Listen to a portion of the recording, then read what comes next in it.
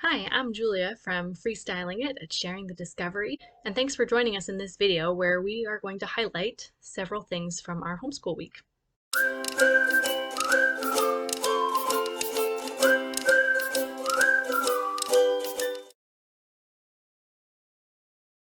No, I love the reading lesson. Oh, you liked the reading lesson, Jazz. Yeah. Anything you want to say about that specifically? Well, I loved it because it was feet. Yeah, I loved it because there was one time there was feet. Where you were reading the word feet? Yeah. Ah. And I love that. In case you're interested, we are using this book. I loved making the apples at the library. We went to the library for their story and craft time. The facilitator read 10 Apples on Top, which is a pretty popular children's book. And then the kids made an apple craft together, which is supposed to look like an apple with a big surprised mouth face as he's falling from the tree. Each night as I put the kids to bed, I read them a couple chapters in our current read aloud, and we just finished The Cricket in Times Square this evening. This is by George Selden, and we all enjoyed this story. I am currently reading two books. One book I read in the evening while the kids are dozing off to sleep, and the other I have in my diaper bag for when I'm out and about and I have a minute to read quickly. So I want to share with you the first book that I am reading in the evenings, Accidental Archeologists. We are taking a little bit of a dive into archaeology this week, and so I wanted to pick up an young adult book for me to read, and it has been fascinating so far, currently on chapter 9. So, True Stories of Unexpected Discoveries by Sarah Albee. And then the book I have in my diaper bag is by Sarah Mackenzie from Read Aloud Revival, which I've mentioned before on my channel, and her book Teaching from Rest, A Homeschooler's Guide to Unshakable Peace. And currently in this month, if you're a Read Aloud Revival premium member, she is doing a bit of a deeper dive into this book and the principles outlined here. I just thought I'd read you a quick snippet from it that really stood out to me. She quotes from Charlotte Mason, "Education is an atmosphere, a discipline, and a life." And Sarah builds on that to say, rest looks like stewardship. Consider a garden, a raised bed right outside your kitchen window, perhaps. The master gardener has charged you to plant it with seeds, to cultivate the soil, to tend to the plants and help them to flourish.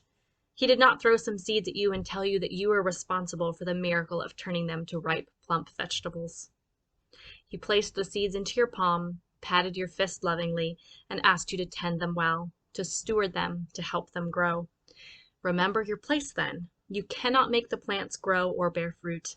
You can only plant the seeds. You can water them and steward them. You can cultivate the soil. Go back to Charlotte Mason. Education is an atmosphere. And thin them. It's a discipline. And water them. It's a life. I think that that's really wonderful guidance when it comes to education. And as I consider that education is a life, it's a way of doing life together, that really speaks well to what's in my heart. The other thing from this book that I wanted to bring out is the concept of how we view our children and what it means to teach or for them to learn. And the main thing is that it's not the filling of a bucket, but rather the lighting of a fire. We must remember that the fire doesn't indeed need to be lit and then stoked, or it will burn out. This imagery of the fire and building a fire in children's minds, I think, is so helpful. I got the picture of sitting through a winter and having a fireplace, and you just need to keep adding material to burn. You need to keep adding the logs. And that's kind of what I see as my time with my children, and that I have like a winter a span to be with them and to continue to offer resources to learn from and to accompany them in that learning.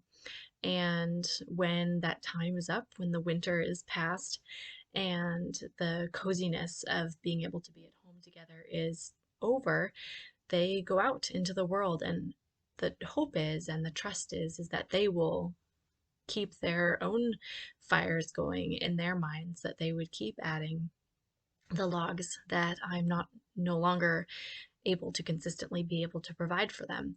But then there's the fun thought that even during the seasons, there is still campfires, that time of gathering around a fire and being able to stoke the flames of each other's minds and thoughts, and to learn from one another, really. So I thought that was a pretty neat illustration. And my imagination just kind of took that away and added a lot more to that. So maybe that is helpful to you and encouraging to you as you learn alongside your children. So thanks for joining us as we looked over our week and shared with you a couple of highlights.